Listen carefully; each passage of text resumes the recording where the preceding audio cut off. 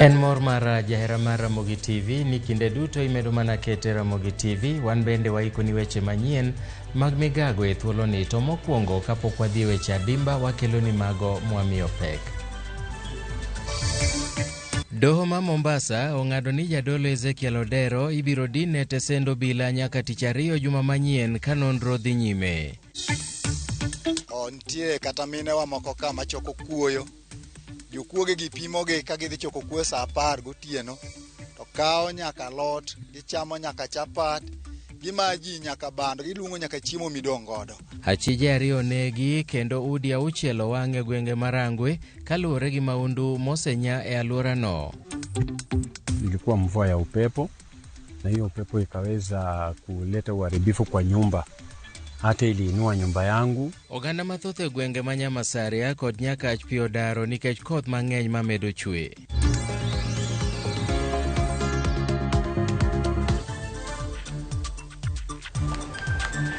Nyakwa Ramogi arwaki weche manyien mag Migago e Ramogi TV machiegni. Nyinga Milton Ocheng. Doho ma Shanzu e kaunti ma Mombasa ong'ado ni jadolo Ezekiel Odero ibiro dine tesendo bila nyaka tich ariyo ma juma manyien ka nonro dhi nyime. Motelo ne ng'eto no, obila no okwayo doho no mondo yienegi geng'o ne jadolo Ezekiel Odero kuom ndalo 30 machiwo thuolo ne nonro. Gino mando obiro ng'ado wach ne juma manyien. Jadolo no inono e wi keth mopogore opogore moriwo gi tiyo arietha kod omenda nek, konyo oganda kao ngimagi giwegi, puonj magalagala kod rocho ratich nyithindo. Nonro mohiu lero ni nitie ji mathoth manowito ngimagi e kanisa mar Ezekiel Odero mar New Life Prayer Center e kind higa mokalo kod higani. E kinde ni kanisa ne Mama Vueni e kaunti ma Kilifi olor kendo nyose dar jok manoyudi e kanisa no.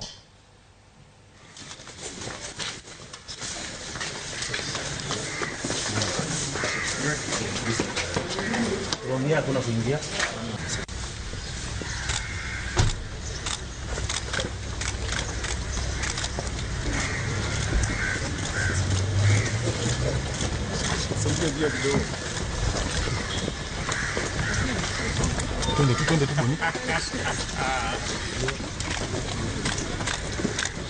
twende tuboni.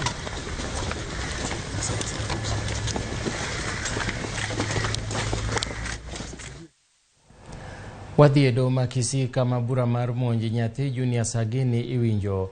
Achije adek mitudo gi monj Sagini, Pacifica Nyakerario, Rael Nyakerario to kod Alex Onchonga kawuono no mithuolo malero dhogi. Giduto itudo gi kod monj kendo hinyo marach Baby Sagini. Wawinjane kaka bura no dhi nyime e doho ma Kisii.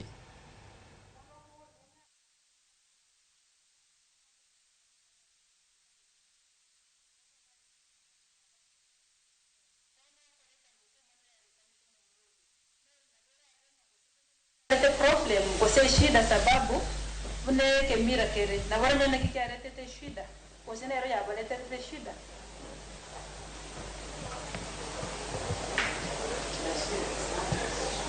kwa iure mnana kueleze ile no, but or maybe we can fix it like in Kisii in the setup somebody who is not born within that family. Sometimes nga wana mondo totebe mondo tanyomi mondo chire tanyoli vya si familia. Sometimes na vera lete shida, wakati mwingine na vera lete shida sababu ale chiro mchoyu alafu maybe leta nyole tu setale leta kwa manyinga yo mchoyu. No nje na yentarita bana mchoyu. Hata mimi nilikuja na watoto wangu kwa ile bomba. But in a later I've not seen any problem when I came with my 4 kids. I think she's okay. Let me. So and then Maureen testified. Maureen kotini maiga na kwandete kotini maiga and said that okay aliwacha mtoto alimwachia right na iti na kutigirita abana akagutigera right Rael na Chantel. Njia tumekekera tigire tu abana. Sijui wakati aliachiwa watoto. But she agrees that no, that is what she testified. And Sagini and Chantel were in the custody of Rael. Our sagini na Chantel ebarenga senyekera kanyekera nero liko barenga na buigo na bo yumori na tekute kotini nero ko balinda lakini nje senje tutayo kwa na no mama yeye alikuwa na wachunga na mimi venye tulikuwa tunaelewana na huyo mama. Okay, so na Maureen alikuja hapa akasema alikuwa pia na issues including watoto wake na nagote wa Maureen utakira kwa nite kotini megam na ere na bwate obobe ayenere na bana ubaye na boigo engineer wana tu anjeni sawanchi pia sema kama mimi tulikuwa tunapendana sana tumekuwa wote tulikuwa tunapendana na yeye sana. But that is what she tested. Okay, Chantel also said wakati alikuwa anaishi pale huyu alikuwa na mchana na alitoa ushahidi. Chantel akwa nite kotini maiga na akwa nite kotini maiga gatenga ayengo moita kwa renge na akwa nite kotini maiga nje ya ina iko moita kwa mana muno le ntwa akwa nere myake menge na agachi mimi si kwa hiyo mchapa huyo Chantel alisema nje nane kuchuma muno mimi si kwa naenda kwa huyo mama. Alafu kuna mshahidi anaitwa Karimi Josephine alitoa ushahidi kama asasara omo shahidi na roho usaba a social worker. Oyo She was here when she testified. No kwa renge kera akwa nite kotini. When she received registry, it's for people who were traumatized. Egera nyorete abana bakera baetwa abana baba bwate ebirengeri bitambe na batebete boyo jibana abantu ni kwa na bara kwa mana muno ngeta gwanja sijaongea nao sababu but she agrees that is what Josephine said. Ngwanchera nolo na ngwe wetana Josephine kwa nete kotini maiga ngwanchera nolo na kwa nete kotini maiga na bobo na kwa nete kotini maiga wo shedi wali nete kotini maiga ngwanchera nolo no shedi obwa kwa nete kero no kwa nge kotini maiga kwa botegere mwana era tinana oita mimi ndio tinana kuchuma mama na mimi sijaenda kwa my mother in law. I was not even asking about money. Okay, let's just leave it like that. So, but on this 13th day, she agrees that. Okay, let me ask you about this lady called Ramogi. They were living with Alex. Otete kuboru oyo nyamboko manyete nyamboke gamite na Alex. no mama Ni bibi yake? Okay. Teresa now. Yes. So on this 13th, she was at home. Chitariki chikombinesa tono arengeka. Mana kamano mano yalo mar bura mar jogo manotimo maundu kata chich miparo ni notimo maundu ne babies Sagini e kaunti ma Kisii kama nyathi matino nolodh wengene oko e kinde mokalo ka koro burano dhi nyime kawuono. Jogo manodonjnegi michich godo omi thuolo mar wacho makorgi. Komachielo bende obila mag okwach kich omako jal moro michich godo ni nonego jaherane kendo pando ringre sanduku mong'ere kaka briefcase e alwora ma Kamakis Ruiru. Morris Njuguna Mwangi ma en diegni 28 wachore ne en jahera mar mosenindo Rispa Ndung'e Vat kendo ne gidak kanyachiel e alwora ma Miti Kenda e gweng' mag Otongora e kaunti ma Kiambu. Mwangi bende olero ni ne gitiyo kamoro achiel gi magawa moro kendo ne gigwandore kod mosenindo miyo nogoyo chuny wiye gino michich ni ema nokelo tho mare. Achichno bende notero bila nyaka e duka manong'iewo e jwala manoboyogo ringre Rispa mane okwany kod tiele sanduku kendo nal kod jwala machiegni gi landi moro e alwora ma Kamakasi.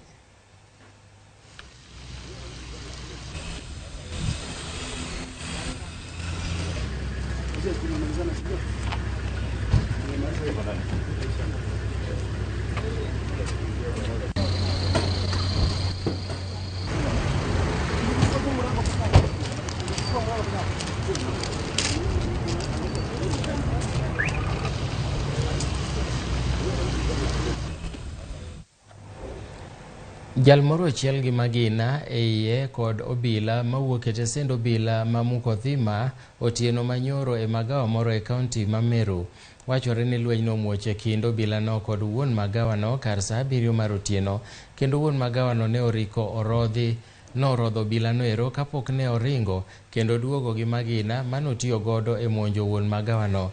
Apisa mag obila mawuok e kaunti ma Tharaka Nithi noyango lwenyno, kata kamano ne gitamore wuoyo kod jofwambo ka giwacho ni duol mochung' ne rango tije obila IPOA biro wuoyo e wachno ka nonro oserumo.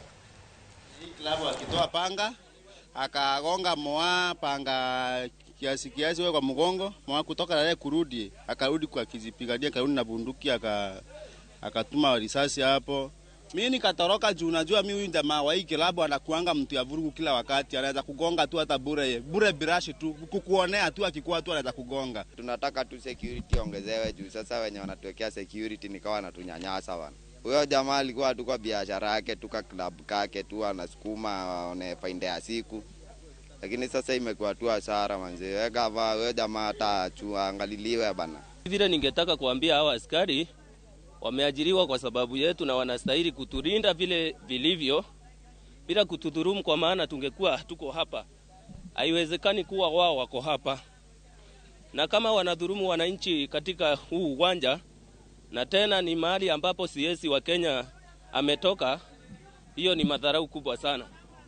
Kwa sababu wanastahili kumheshimu Mheshimiwa Profesa Kithure Kindiki, kwa maana yeye ni kiongozi wetu pamoja na wao. Mbona askari atumie nguvu kupiga mtu risasi? Kama amekosea anastahili kuchukuliwa hatua mikononi mwa serikali.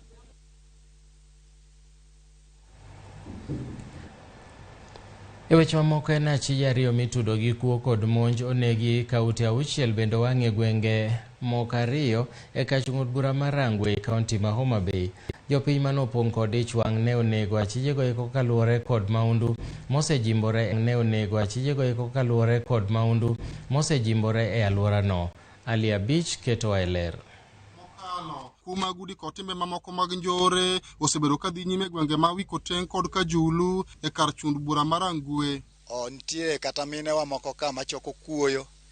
Jokuoge gi pimoge ka gidhi choko kuo sa 10 gotieno, to kao nyaka lot, gichamo nyaka chapat, gimaji nyaka bando, giluongo nyaka chiemo midong' godo. Miyo wan kaka community waonge kod kwe nikech katiwe mana gwindi moro to kiduogo yudo edhe kendo. Omiyo thuolo ma wan godo ni kano gike nyocha nomake jomoko moter iye. To kata no makamano nitiere a family friend marwa kata within the community manye the following night manaluwo bang' mano negidhi magi red ode magi kaw everything. Kuo makamano sethiro dongruok ka johala e senta ma sinema ywak ni giseweto mwandu mathoth kaluwore gi tim njore. En midhiero manomiyo jopiny okawo chike lwetgi kendo chako pedho achije gi wegi. Jopiny onego achije ariyo kachiel kuom achijego to ne giwang'o ma ok nyal yangi. Piny no amua mar kawo chike lwetgi mar wuotho kuonde suspects mag chichgo mondo mi arita kwe obed makare. Area ma warito ni wakwayo ni mondo kete kata AP post oyo makae mondo kwe odoge piny. Jokwego osebedo ka chandowa kabisa, girepo nyaka mon e kuonde gi nyaka nyithindwa manyirigi. Gichandowa kabisa. Koro gisebedo ka gichandowa mokoromo. Koro jopiny mane gino wang' no otimo vituko mano wang'o nyaka dalano kabisa. Ma jokwego neginego ma no tergi kano ringre mbuchari Homa Bay. E kinde na jopiny ne otiamo achute auchiel e gweng' ma Wikoteng magin ute mag moko kuom jogo magisebedo ka gichichgo ni nyayo timbe mag maundu alworano. Wikoteng ka e kama koro rachi mogik.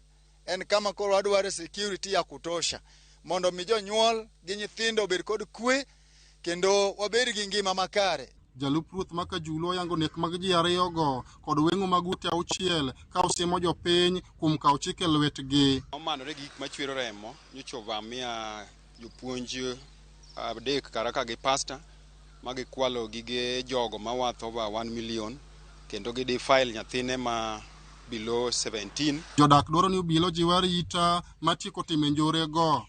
Ali Abich, Ramogi TV, Homa Bay. Litainya dwarore ni mondo chenro mag arita omedre e kuonde mopogore opogore kaluwore gi rang'iny mar maundu mamedore gwenge mopogore opogore pacho ka. Yiena mondo ka oyweyo mokwongo kik idhi mabor, waduogo bang' thuolo machuok.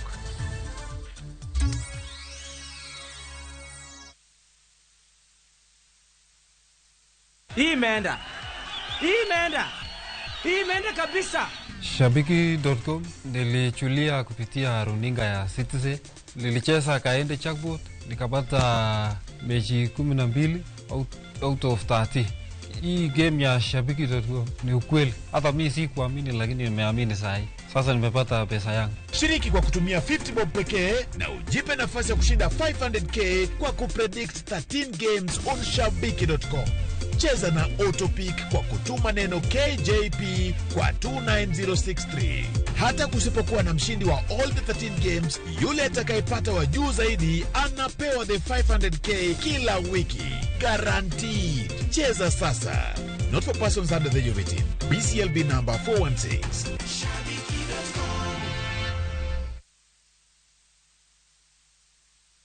Ne wapenjo mine mapacho kai mondo nyiswa gino magirango e mo mar lotion. Kawuono wadwa pimo kind mo mar lotion manengone ni malo kod mano manengone ogonyore. Ang'o momiyo ichulo omenda mang'eny? Nyiewo Nice and Lovely Body Lotion en yiero makare kendo madeu fuki. Oyomo pien del, ober kendo ibiro here. Yier lotion namba 1 e Kenya kai.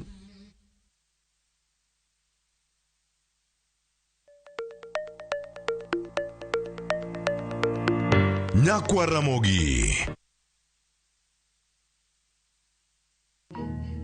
Chir ok ng'ur seche te. Ntie seche moko ma chir biro kuom wuoyo gi duol mamul. To seche moko chir en duol mamul mamiyi bedo gi geno mar temo kendo kinyne. Par niya, onge gima ber mabiro mayot. Kik ibed kod rapim mar tembe mikale. Kalure gi rem ma in go. Dial *811*281# to get chir mar geno.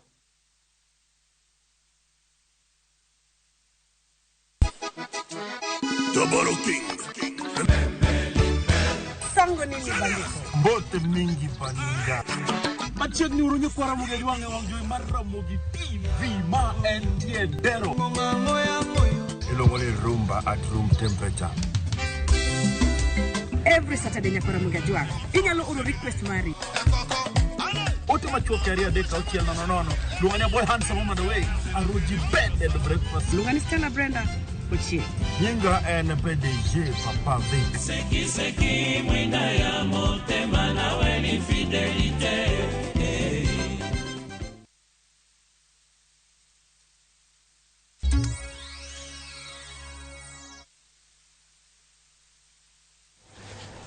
Machiegni kendo jotelo makweth siasa mar Kenya Kwanza odhi nyime gi seyo okang' ma jatend piny Kenya machon Uhuru Kenyatta nokao masiro siasa makweth makwedo piny owacho kane giloso Enisaen Transmara West e nyasi manyiso kit oganda ma en Kipata.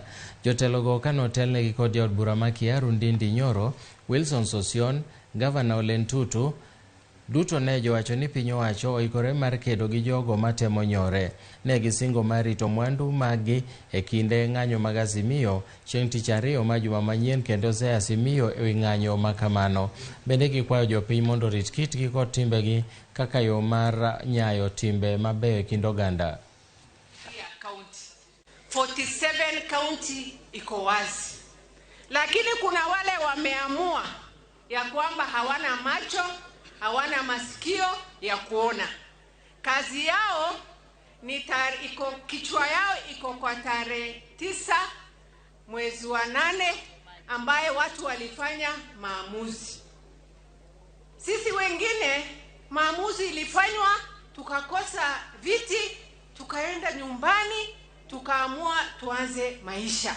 Shida ya Kenya, mtu anakoroga Kenya sio mwingine ni Uhuru Muigai Kenyatta. Na tuliona jana alitokezea akajaribu kutuvuruga hapa na pale. Let us not cheat ourselves. Hii maneno yote inaendelea ni yeye, and I'm not ashamed to say so. Kama anataka heshima yetu, aheshimu rais wetu William Ruto na serikali yake. Ama namna gani? Ama namna gani? Yes, hawezi kuwa anaenda kuleta amani huko DR Congo na yeye anakoroga wapi? Hapa nyumbani. Lazima tuseme ukweli mahali upo. Mimi ningemuuliza kwa heshima, wewe rais wetu tunakuheshimu sana, lakini ningekuomba wewe endelea kutunza dignity ya hiyo kiti. Hii majukumu unafanya kama Ethiopia ndio muhimu. Usiitikie maneno ya kuwekwa sufuria kwa kichwa na maneno ya kuambiwa chukua mawe turushe. Wewe level yako iko juu zaidi. Na nieleze hawa wanasema wanaandamana from 2nd of May. Niwaeleze hata murushe nini, tuko na nyinyi hapa kwa hapa. Hiyo 2nd mkuje na mufanye nini na muandamane muruke juu. Hakuna serikali ya mkate nusu. Oganda modak e alwora ma Nyamasaria koro wuok oko odiechieng' achiel kende bang' aora ma Nyamasaria muomo kiew mare kendo yweyo puothegi kendo muko moko kuom utegi bang' koth manochwe odhiambo manyoro weyogi kod oula. Oula no biro kendo nopong'o aorano, gino manomiyo kalo kiewne kendo ywayo thoth puothe ma alworano, ka kuonde moko to nobaro kendo laka kochomo puothe kod udi. Masirano koro weyogi gi paro kaluwore nikech bende makoro chomogi bang' koth kod oula no ketho cham manyicha ne gipidho ka gigeno mar gayo kech e kinde mabiro. Oganda go koro dwaro ni piny owacho mondo chop kanyo mondo mi oresgi e geng'o masiche magiwacho ni monjogi higa ka higa kinde ma koth chwe. Mane rao yao koro olok kuonde mana yao rao donjo e puothe ka chamonwa puothe olokore aora ma pi koro muomo matek, pi ringo ma ok inyal kata yoro. Kata saye na adhi ng'iyo puothano orwenya ok anyal chopo kata e puodho. Puodho olokore nam, en aena nam, pap midonjogo en aena nam. To wasego koko saidi ma sirikal osewacho ni kelonwa tingni mondo mi olosnwago. To onge, gibiro ndalo oro giwacho ni tinga biro. Warito manyaka koth chwe, koro gin kod lame excuse ni koth ochako chwe. Ka koth chwe adier wan kod lal mang'eny. Gimomiyo wan kod lal mang'eny, wageno puothegi. Kwaketo cham kaka nyo waketo ni, to bibiro to ywayo to dhi te. Koro wabet maonge geno. To sirikal bende ok dewa. Nikech debe ni sirikal dewa dikoro selosonwa pigni dikoro kalo mokwane chandruok machalo kama. Koro wakwaya sirikal koyie to ne kako nyalo losonwa wang' yorni mondo pi okal kik wayud lal pile ka pile. Japiko debi ni omalode kuta lode ge makonyo apidho nyaka monde. Koro sirikal okonyo kanyo. Koro luoro mwan go ni kendo kochako chwe kendo tel pi makobiro koiro kopong kama. To koro wan ga joma nogero ute mag lo omugo te. Koro wan midhiero ne motamo wang'wa konya konyo wach no nyabedo maber. Ewa kwa sirikal mondo yie wuognwa oko okonywa. Sani gwen wadhi te dhok wabe onimoge pi kuma wadhi gi jamni otamowa. Jodak ma Wasare kaunti ma Kisumo ywago midhiero mar oula ma medo daro ji e mier. Gikwayo jotelo ma kaunti ma Kisumo mondo many yore mochwere mag tieko midhiero mar pi mosiko himogi higa ka higa.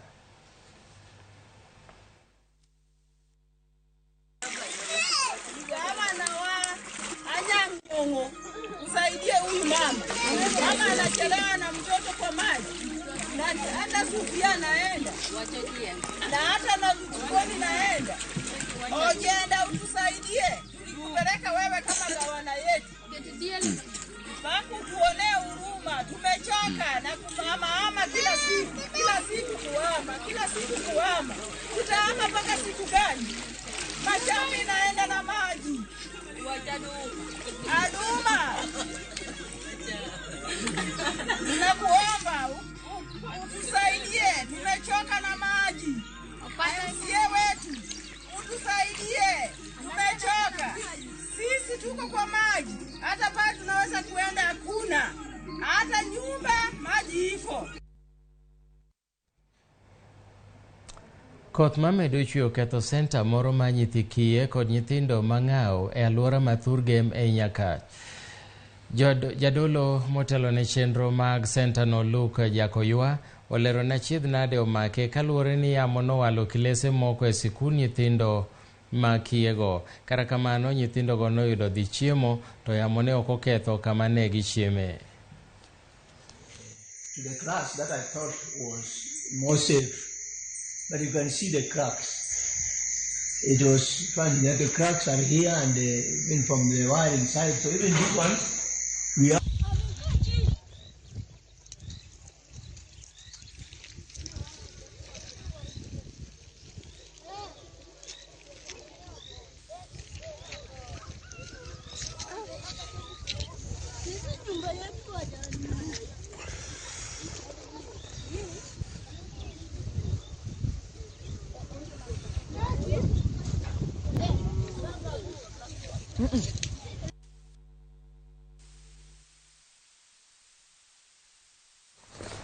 Familia mopogore opogore gwenge machanguzi ka chung'od bura ma Vihiga odong'e koyo bang' koth mapek gi yamo muko utegi. Moko kuom jodak noyudo lal olero ni gi midhiero makamano ne otimore dichiel kendo weyogi e koyo ka thoth mwandugi bende oula oketho. James Amadi ma en jadak makono olero ni notony tok ka yamo nowalo tat ode kendo yiende luar e odno ero. Midhiero makamano bende ne omuomo nyaka sikund primar ma Kerongo e ute somo adek ma bende ne okethore. Alafu miti kaanza kutoka kaniangukia kwa kifua pamoja na nyumba yenyewe. Kutoka kwa bedroom ilikuwa ngumu sana kufika kwa hiyo room nyingine, sipokuwa niliumia pamoja kifua pamoja na shingo. Ilikuwa mvua ya upepo na hiyo upepo ikaweza kuleta uharibifu kwa nyumba. Hata iliinua nyumba yangu ikaangusha upande mmoja yote chini.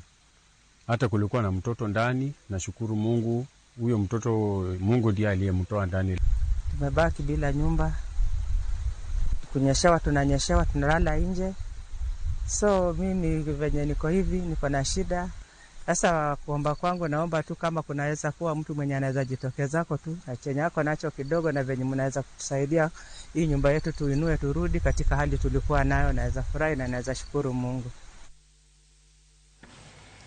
Kapod wan weche mag midhiero mikelo gi koth ni koth mapek mamedo chwe e kaunti ma Mandera okelo lal mathoth bang' ka chope gi udi nokethore kaluwore kod oula mapek.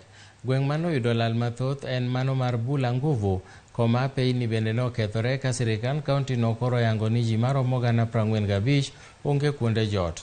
Koth manochako chwe jumani medo mana luoro mar tuoche kaluwore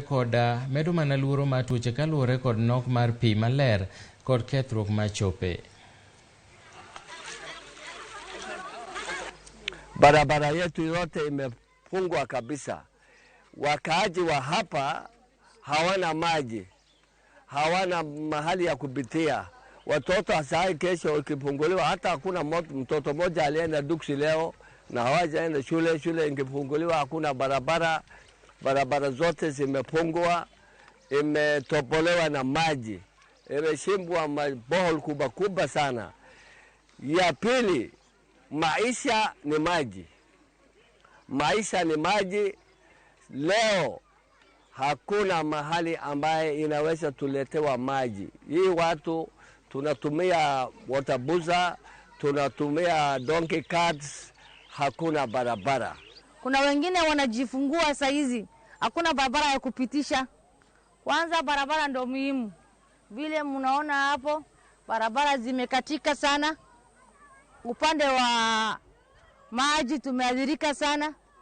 Hakuna pa kulala. Machoo zote ziliboromoka. Wanafunzi wakienda shule hakuna njia za kupita. Mama delivery kaenda, hakuna mahali watu wanafanya. So tuko na shida kubwa sana. Na vile unaona shida sio Bulungu peke yake. Mvua ambayo Mungu, baraka ambayo Mungu ameleta. Lakini isipokuwa hivyo inatakana wananchi, serikali watembee waone ardhi ya watu vile mambo imekuwa. This is not what we have in the stores now. There are other people who are even affected before even these interventions actually were here. So I think the flash flood has really caused a lot of havoc here, and we expect even the rains to continue according to the Meteorological Society. Therefore, any well-wisher, any donor, any non-governmental organization, and any other person, individuals who are appealing for. Kapod wan mane weche ma otudore kod ataro ni jodak moko e kaunti ma Isiolo mosebedo ka nigi midhiero mar koth kod oula koro yudo fungruok bang' ten kaunti no kod jolweny ma pacho ka kownegi chiem kony. Achiedh nade oseluoro jodak ma gwengego ma Badan, Raro, Malkagala, Dololo, Lafeto gi Baliki kaluwore kod koth mang'eny moweyo chien oula mapek. Oula moseyweyo mwandu kendo dino yore moko e alworano. Tinende ni kony mag chiemo nochoponegi e tudruok e kind ten kaunti no kod apisas mag jolweny ma pacho ka. Kalapapla ma jolweny ema nochwalo chiem kony e gwengego kaluwore ni koth oketho thoth apeini. Anajali maslahi ya wananchi. Leo waliongea na Kenya Defence Force, alafu wakaweza tusaidia na ndege ambayo mnaiona hapa, na loading inaendelea. Sasa hii ndege tunapeleka hizi chakula kwa all those affected centers. Nazo shida maji, shida hapa tayari hata umechimba kisima na hiyo kisima bado haijakuwa vile inatakikana. Kwa hivyo tuna expect hata kaunti kama tayari hata umeanzisha, lakini tuna expect waendelee kutuletea hayo maji tafadhali. Kwa duka chakula huwezi pata juu hakuna means nyingine ya chakula kuifika hapa. Ndio kwa kuna chakula otherwise kuna yani means nyingine chakula inaweza fika hapa. Kuna kwa maduka, lakini leo naona iko changes, iko ndege tunaona ya Air Force imekuja. Jopuonjre moheo ji 100,000 ok bi yudo hola mar HELB higani kaluwore ni migawo mar omenda ong'ado bajet mag uch omenda mar tiegruok ni nikech chal marach mar ochumi. Kaluwore kod bod mochung' ne chiwo hola ne kuonde tiegruok mamalo HELB, migawo mar omenda nochiwo negi mana bilion 14.8 ka geta margi ne en siling bilion 20. Maeri biro ka bod no wacho ni kwan jopuonjre ma ok ochulo hola medore, gima bende koro rocho somb joma moko mogeno kuom hola no. Jakom mar HELB Charles Ringera owacho ni jopuonjre 500 ne oro kwayo mar hola to mana jopuonjre 341 emoyudo. About 341,000 students. However, we have we got a demand of about 500,000, which means we are not able to meet the entire demand. So we have a shortfall of about 140,000 students who we have allocated zero for this year, hoping that next year things will be better. All requiring, about 5.7 billion Kenya shillings. And we continue talking to the students to give them hope that next year things might become better. Allows us them to disburse funds into a mobile number, which is typically what we use M-Pesa for. When they disburse that money, the students are then able to access the money. Riwruok ma jok ma nigi ng'ol e kaunti ma Samburu koro dwaro mondo jopuonj maduong' ma sikund joma nigi ng'ol mar Seneyo mantiere boma ma Maralal mondo dar e skundno kaluwore kod thoe mag jopuonjre. Jonyuol moko wacho ni jopuonjre osejwang'o telo kendo miyo midhiero mang'eny yudo jopuonjre e sikundno. Grace Seneya ma en jatend sikundno okwedo keth mitudego kolero ni ywaruok ema ketho lwasi matayo chenro mag sikundno. Riwruoge moko bende odonje wachno mar kedo ne ratich jopuonjre mang'ao ka gikwedo ywaruok mosebetie. Sahi kwa hii shule ambaye walikufa kwa njia haieleweki, na hao walimu wanajiita walimu, sijui kama ni wasasi ama ni aina gani ya walimu. The head teacher of this school, Seneya, tafadhali TSC mwende mshukue mali ambaye hakuna watoto ya wasasi, kwa sababu ako hapa sijui kama nini. So sisi kama wasasi tunasikia ushungu na tunataka kuambia TSC hiyo headmaster hatutaki tena kuona hapa, kwa sababu hatujaleta watoto kusika hapa. Niko na watoto wawili kwa hii shule niliwaleta, lakini mtoto mmoja akapasi kwa hii wiki tu, alafu mwingine tena akamfuata. Kwa nini watoto wanapasi kwa hapa na tuko na mwalimu mkuu? Wakati tulikuja kuenda kumzika, mwalimu mkuu alikuwa wa hii shule hapa, lakini alitoka tu nje akatuangalia na akarudi kukaa ndani. Tumesema hatutaki huyo mwalimu mkuu kwa hii shule, tutafutiwe mtu mwingine mwenye ako na haja na watoto wetu.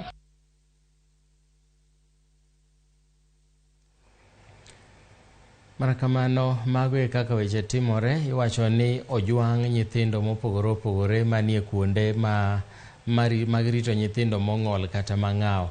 Mago gin kuonde monego bed ni kete arita maber, nikech nyithindogo onge kama ginyalo ringo gidhiye mondo mi giyud konyruok, mak mana ni ka ng'ato chako senta machalo kamano, nyako neno achiel kuom gigo mabeyo moketo en arita makare. To ka wadhi nyime, ni komiti mochung' ne weche mag kweth mar Kenya Kwanza medo mana seyo jowadgi mag Azimio One Kenya Alliance mane obwogo majwang'o twak e wi dwachgi ma giwacho ni ok ochopo kare. Chris Owino, ka intiere laro mar od bura, inyalo nyisowa ni to ang'o madhi nyime gi e kinde ni, to en twak mane kata ang'o ma jo Kenya nyalo geno kaluwore gi wach twak masani koro moko. Chris? Erokamano Milton, mana kaka iselero thuolo machuok mokalo, jakom komiti matayo twak e kind riwruok mar Azimio la Umoja One Kenya kod Kenya Kwanza George Murugara otwa kod jofwamb weche kendo nyiso wachung' margi kar piny owacho kata riwruok mar Kenya Kwanza ewi weche mane riwruok mar Azimio ogolo kaluwore kod twak ma onego dhi nyime e kind kweth ariyogo. Ka wanyalo paro e juma mokalo e chak jumani, achiel kuom jokombe mag komiti matayo twak e kind Azimio kod Kenya Kwanza Otiende Amolo e lo Azimio ne owacho ni ok gineno kama gibiro dhi nyime kod twak kaluwore kod weche mane giwacho ni Kenya Kwanza okoketo mahinogi kuom weche kamago kaka nywando jaod bura ma Eldas Adan Keynan kaka jakanyo mar kweth mar Kenya Kwanza e komiti makamano. Kendo mane giwacho ni gin kaka Azimio gibiro mana dhi nyime kod twak kod jowetegi mag Kenya Kwanza poni piny owacho kata riwruok mar Kenya Kwanza ogolo oko nying Adan Keynan kaka jakanyo mar Kenya Kwanza e komiti makamano.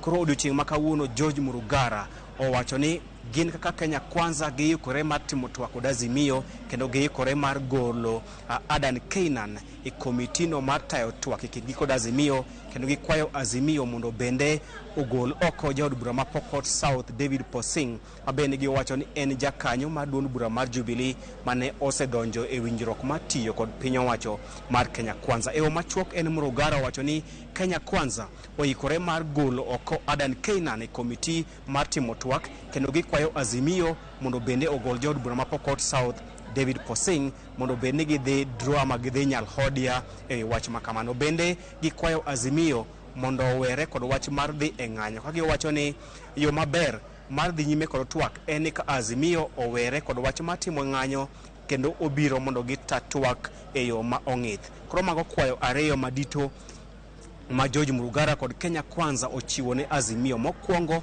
ging'iso Azimio mondo twak odhi nyime e yo makare. Gidwaro mondo Azimio owere kod ng'anyo margi magichano bago chieng' tich ariyo juma manyien. Mar ariyo giyie mar golo oko Adan Keynan e kaka jakanyo mar komitino e lo Kenya Kwanza, kendo gikwayo Azimio mondo bende ogol jaod bura ma Pokot South David Posing. Ka otieko, George Murugara owacho ni ondiko ne jaod bura mar Reda Dr. Otiende Amolo ma bende en jakanyo mar komitino mondo girom chieng' tich ariyo juma manyien mar goyo mbaka ewi weche kata ewi dwaro magichiwo odiochieng' ma kawuono, kendo owacho ni en kod geno ni Otiende Amolo kod kweth mar Kenya kod kweth mar Azimio biro yie mar mondo girom chieng' tich ariyo juma manyien kar saa 7 e odiechieng' mar twak, kendo dhi nyime mar chano twak ma osebedo ka ochung'. Ka owacho ni gin ka Kenya Kwanza gin ikore mar dhi nyime kod twak kendo mar kelo kwe e pacho kae, kendo gikwayo Azimio mondo bende owe ka ochung' motegno kendo oyie mar duogo e twak mondo gikony piny Kenya obed kod kwe. Milton. Erokamano ahinya Chris Owino, erokamano ahinya Chris Owino kuom report makamano. Nyako Ramogi mano ne Chris Owino koleronwa chal mar chung' mar kweth mopogore opogore mano winjore obed gi twak. To bende ung'eyo ni motelo ne mano, ogai mar Azimio One Kenya Alliance Raila Odinga igeno donje pacho ka kowuok e piny Amerika. Odinga bendo chano rom gala moro e pap Makamkunji ma Kibra odhiambo ma kawuono. Chris Owino, Eric Owenga ne odhi e paw ndeke ma Jomo Kenyatta kama girito biro mar Raila Odinga. Eric Owenga, kaponi nyalo winja tinyalo nyisowa ni to lwasi chal nade, to gin jotelo mage moyuoro mar romo ne ogai mar Azimio?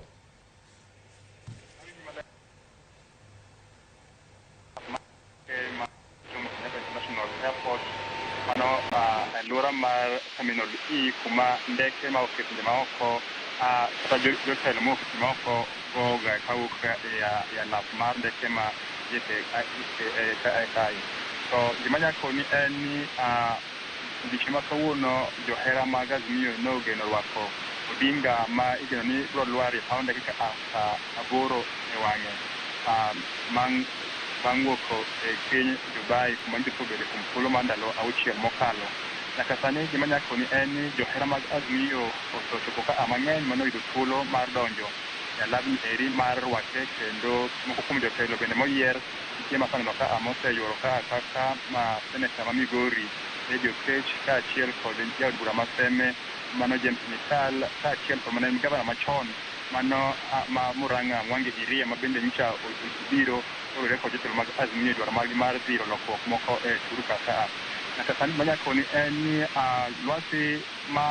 lwasi gie sani koth mido ka ma temo kama chalo kama miyo johera mag Azimio ka bok matin kata kamano gingirore ka giwacho ni nyaka an girwako dinga bagiwuok kode ka inyalo paro ni duol kata duol bura mar Azimio nowacho ni odiochieng' ma kawuono ka odinga osedonjo ka to gibiro chiedho achiel kachiel nyaka e kadak mar Kibera mano e alap ma Kamkunji kuma gibiro bedo koro magalamoro chakre ochiko to magi giko timre e seche ma twak mar mane nywando jo kamiti 14 mago ma abiriyo maok Kenya Kwanza kaachiel kod abiriyo maok Azimio obedo kod ndikruok matek mokalo kendo iparo ni kuku maduong' mar Azimio kokalo kuom jakom mare Iflipo Paranya nyiso lando ni kochakre tich ariyo mano dwe manyien to gibiro dok e ng'anyo to nenore kama twak malong'o ok bi bede kaka ne gisundo mokalo. Koro wageno ni Odinga Songo chopo ka obo bedo kod ote makende kaluwore kod kaka pesa maturka obedo ka chiedho kuom ndalo mokalo ma bende koro kuku mar romo mar twak mare dhi bedo kadak mar Kibera Milton. Koro gie sani ka pod wanyicha kendo mana kanyo wacho ni saa 8 e wang'e wabiro lwar ka mak mana ni jotelo mamoko mag Azimio biro chopo ka kendo ng'e ni e alabni ka ochopo to pod obiro dok sa gidho kizungu brief matin kokalo kuom jotelo mag Azimio abiro lwar ka kaka Kalonzo Martha Karua kendo jotelo mamoko mag Azimio. Koro gie ka johera mag Azimio ma jopiny osemol ka karomgi ng'e ni kaluwore kod weche mag arita ng'enygi ok anyal yien mondo donji iye ka to mana moromo gie sani osedonjo ka mabende ka ng'iyogi ka an kaka koth nyigo to gibuok mana kuonde mopogore opogore ka girito ni to Odinga biro chopo sa adi ka giwuokore kaachiel kachiel. Koro kang'iyo ni koka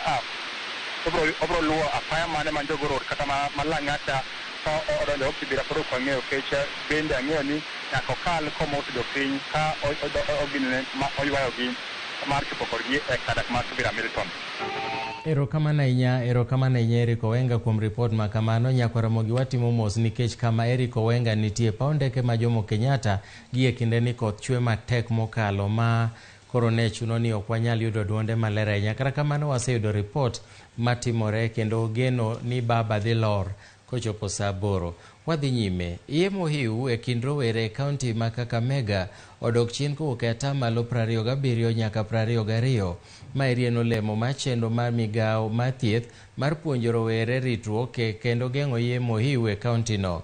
Kane olose romo manokelo kamoro achiel MCS ma mine ma kaunti no, Jacinta Ngote mochung' ne weche mag komo nyuol e kaunti no wacho ni gichano mar duoko kwan no piny ka gichano tiyo kod kamoro achiel gi jotelo kendo wuoyo gi rowere ma yawuoyi ma bende idwaro ni mondo mi okonye kedo gi iye mohiugo.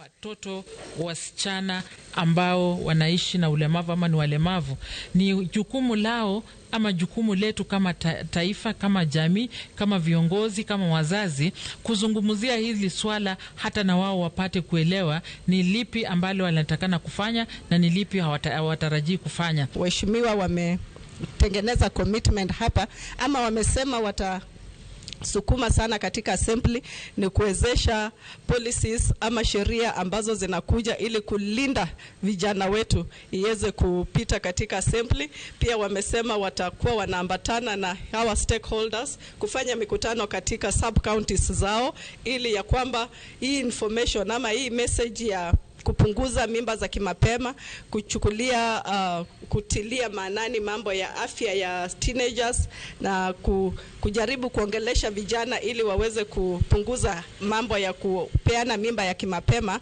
watafanya katika sub counties zote 12. Riwruok jopith punde e kaunti ma Turkana wuok oko mar kwedo medruok mar kuo mar punde kaachiel kod ohala mag pien punde e kaunti no. Kane giwuoyo kod jofwambo e boma ma Lodwar kotelnegi kod jakom mar jodongo, gidwaro ni mondo mi ogernegi od yang'o punde gigo e gwenge ma Lodwar kod Napetet, ka giwacho ni mano biro duoko piny kuo mag punda. Peter kuna punda 10 iliibiwa mahali inaitwa Kapelibo na zikaelekezwa Pokot. Sasa wameona ya kwamba sisi tumekataa upande huu, wanapitisha upande wa Pokot, wanachinja huko, alafu wanakuja kienyeji na kibandia na kuuza hizi ngozi. Ndipo sasa nimesikia rumors ya kwamba kulipatikana na ngozi imebebwa na trailer. Tunalaani mambo haya na tunaomba serikali kuu iheshimu heshima yetu, iheshimu mnyama ambaye tulibarikiwa kwalo ili wasiangamize. Lakini sasa tunashangaa ngozi inaingia karibu mingi sana, inatokelezea wapi? Sisi ambao tuko hapa tunaona tu ngozi imebebwa na pikipiki inaingia factory. Mpaka siku moja nikasimama, kwani ngozi imetoka wapi? Sijui hata serikali mwenyewe kama sijui kama wanapata faida ya uchuru kwa hiyo mambo ya ngozi au mambo ya nini ya nyama ya punda. Mimi naomba kuna jambo ambao umeendelea kwa hii kaunti ambao wanafanyia usiku kuanzia masaa 8 ya usiku. Hatujui kama askari kwa na macho kuona hiyo shida. Governors ma county manaro gi Kajiado osingo ni gibiro tiyo kanyakla e bero sekta ma limbe, pur to gi somo kaka yor bero ngima jodak e counties go. Kane giloso chenro mar yango kambi moriwo counties ariyogo miluongo ni Narok Kajiado Economic Block kata NACAEB e kind higa 2022 nyaka 2060, Gavana ma Narok Patrick Ole Ntutu nokwayo jod bura ma counties go mondo mi ochan budget mabiro tayo chenro mag gero kambino. Gavana ma Kajiado Joseph Ole Lenku bende nojiwo chenro mar bero sekta ma limbe kaluwore ni kaunti ma Kajiado ogotong' gi Tanzania ma bende Masai mathoth kwae. Meaningfully to the country because of our earlier rejecting what we thought is Mzungu education way. What if we decide to say the biggest misery our people are going through is education, and we say let's deal with education? We need to have what I call a matrix implementation plan. Now that we have launched, now we want you to go back now and develop a matrix plan so that we know who is supposed to do what. If it is me who is failing as a governor of Narok, you tell us this is where you are failing. If it is Kajiado, it is Kajiado. Is it the members of our county assembly or what? There is need for us to bring on board the professionals in the 2 counties so that we can discuss about our education and the performance of our children.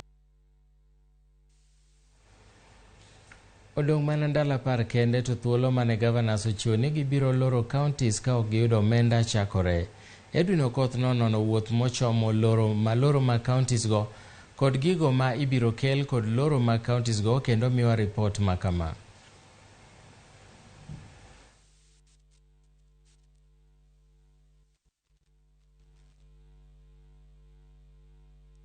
Mano kaluwore gi notice mano chiw koda jakom riwruok mar governors Anne Waiguru mano wacho ni gibiro loro counties kapo ni ndalo 14 orumo ka piny wacho pok omiyogi omenda. Owinjane report mar Edwin Okoth.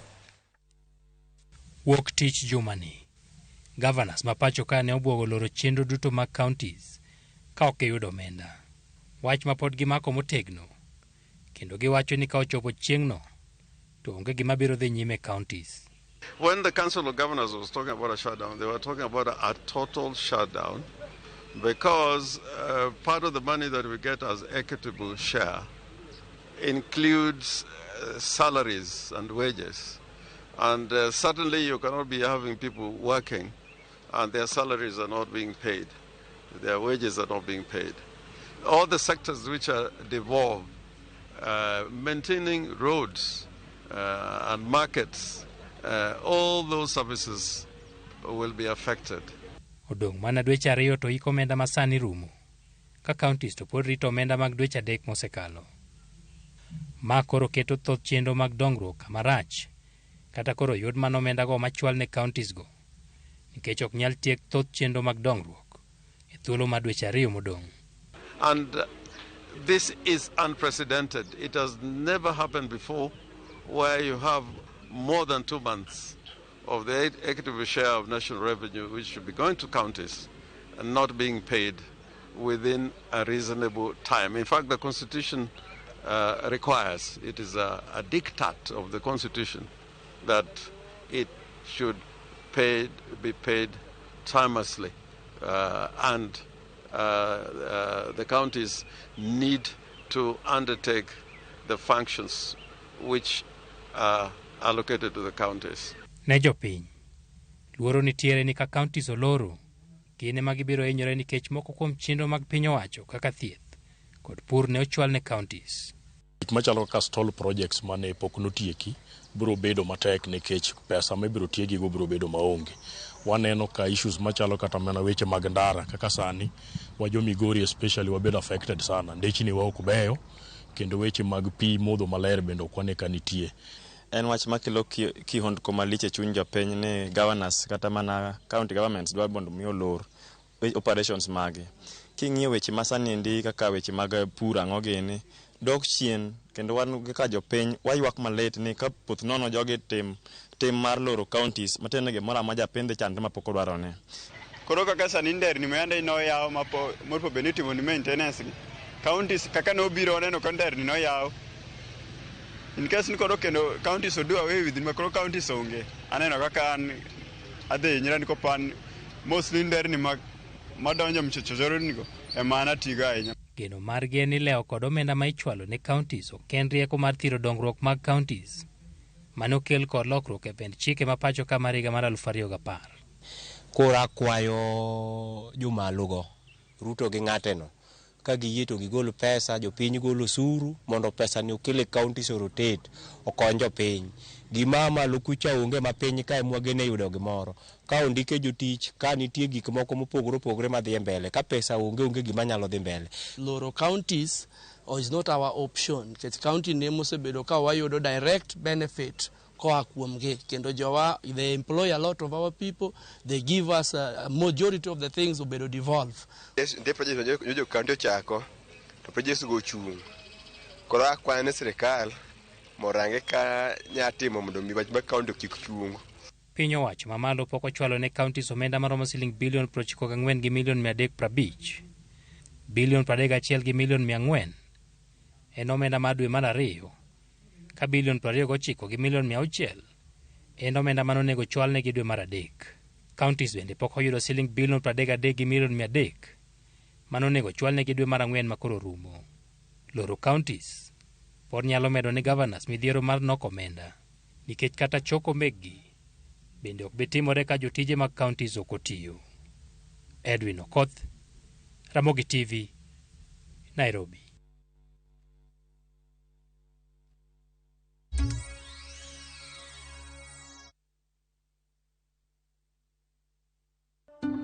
Candace, what's that? I brought you a small bonus. Bonus for what? You got us 299 family dinners, 64 kisses on the cheek, 12 road trips to see grandma, 42 jokes from daddy, 49 laughs from mommy. In over 60 years of dealing with numbers, we've learned that the numbers that matter the most to you are the ones that matter the most to us. NCBA Bank. Go for it.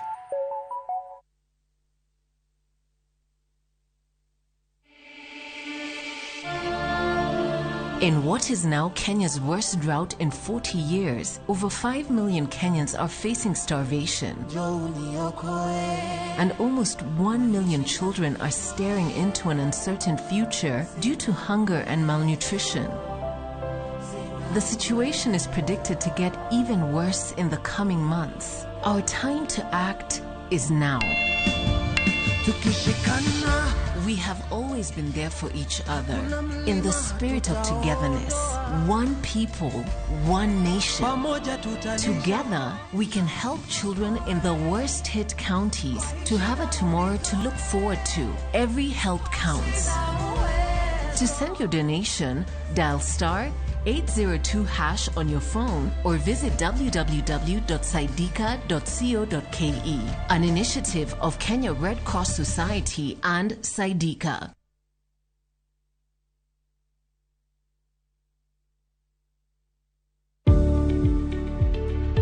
Bed kod chenro mong'ith mar ohala makelo kanyakla rieko mar kwano muom midwa tiyogo, diekni mag yudo chiro kod kaka idwa tayo ohala. Ma biro miyo iketo pachi kamoro achiel moriere kendo bomiyo ikawo kenge makare ewi ohandi.